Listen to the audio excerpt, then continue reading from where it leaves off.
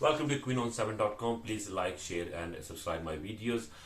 Today we're going to look at the chromatography. Chromatography is a technique which will help you to understand how we can actually separate the soluble substance in a mixture. Now, it is one of the techniques we use, and we use a paper chromatography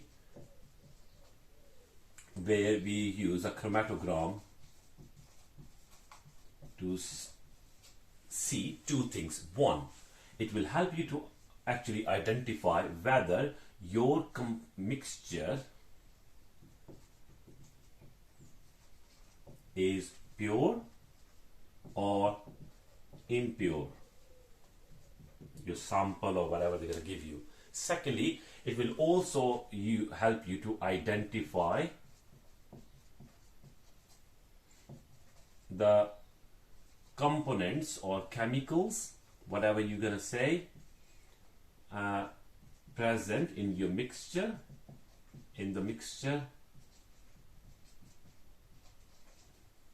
using or actually comparing with known substances. How it's going to work, we're going to look at it. Now, for the GCSE level, all we want you to understand is you have a paper. Number one, the paper is called chromatogram.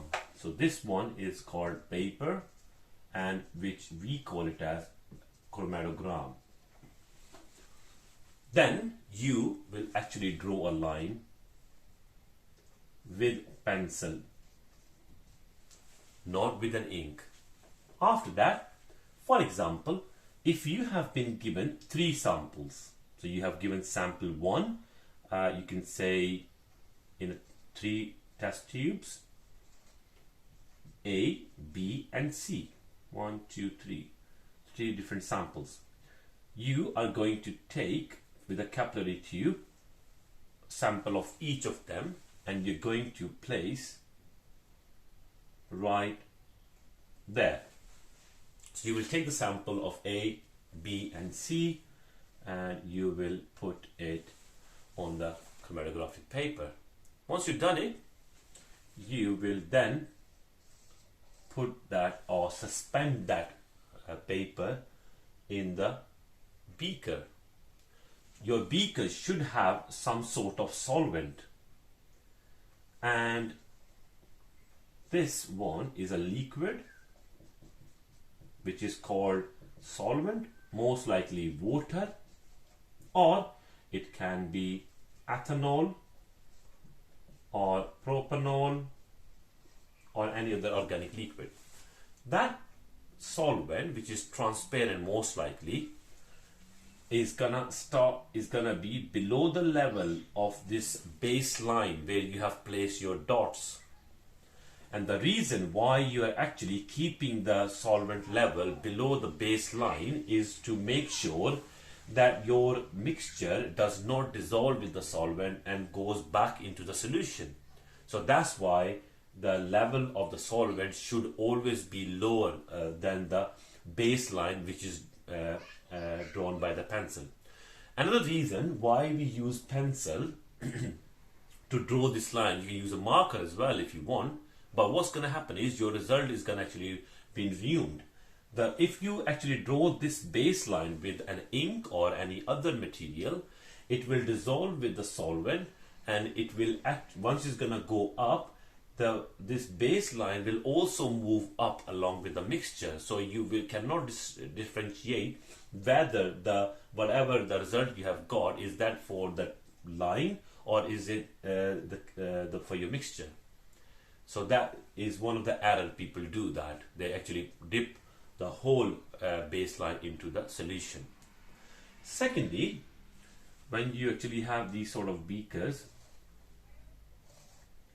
you will also put a lid on the top.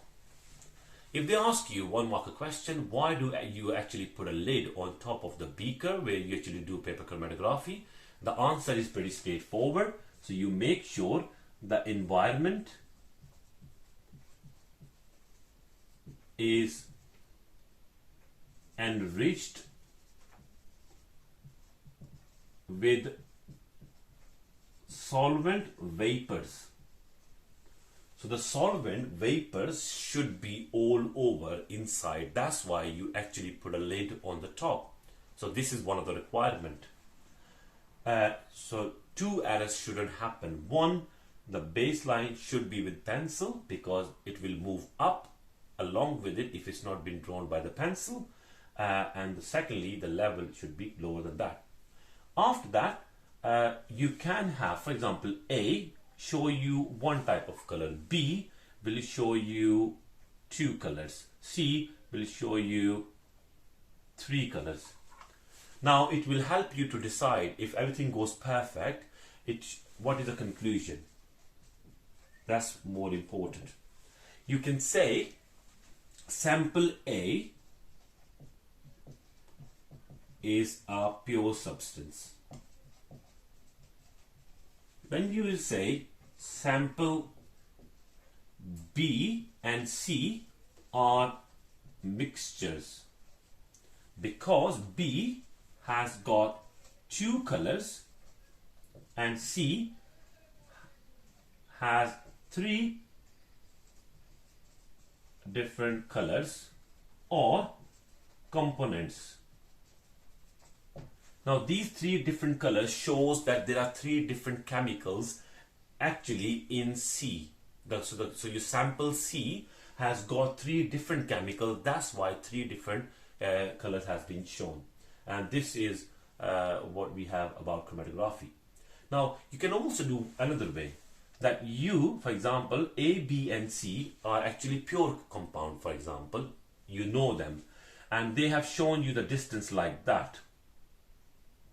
Because they all are pure, so they will show you only one color. Let's just say that. And then I give you another sample along with these three. I give you an unknown sample. And that unknown sample, you're going to put a drop there and it will actually start moving up. For example, that unknown sample will show you two colors. You need to write a conclusion. So how are you going to write a conclusion? You can say this unknown sample, it is A, B, C, they can call it as coloring, food coloring, dye, paints, any of them. So don't get confused if they say that. Your unknown sample can have another name as well. So you can write the conclusion, unknown sample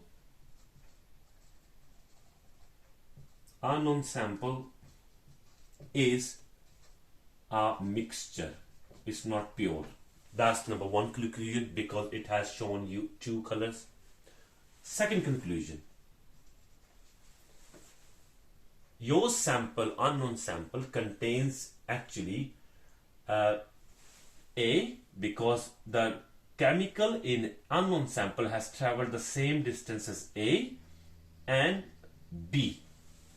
It has two different chemicals, and out of A, B, C, it is matching with A and B. So you can say unknown sample has B and A in it. Okay. Now, once you're done with this, now we're going to look at next part is RF value. RF value means your solvent will travel further than the mixture itself. So the RF value is actually distance traveled by the mixture or each component. So in the mixture you have two colors, so you have two different distances, divided by distance traveled by the solvent. Now remember one thing, the solvent always travel further.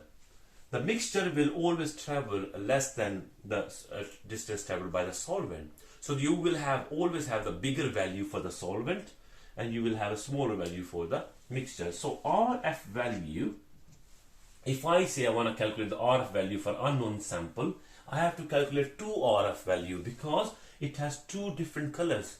So I will name it as RF1 and then RF2. For example, if this distance from here to the baseline, if this is 7 millimeter, and this distance from here to the baseline is 3 millimeter, and this one is 2 millimeter, I would say RF1, if we say the 2 millimeter one, I will divide it by the distance traveled by the solvent, which is 7 millimeter, and that will be the answer.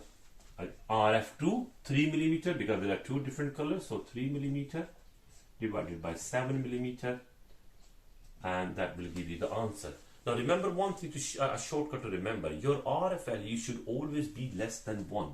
You can see that when you divide 2 by 7, it will actually be less than 1. In mathematics, if your numerator is smaller and denominator is higher, and your value should be less than 1 anyway. So that's another way to check your answer. One more thing I would like to mention here, you know, when you actually do paper chromatography, you have to remove the paper straight away, because once you're done with the practical, do not let the solvent to touch the top bit of the paper, otherwise you will not be able to understand, or you will not will not have the accurate value for the distance traveled by the solvent. If it's going to touch the base, then you can't actually have the proper, and it's going to drag the mixture along with it. So make sure that you actually remove, when it's going to reach very close to the top, just remove the paper and then start doing the calculation.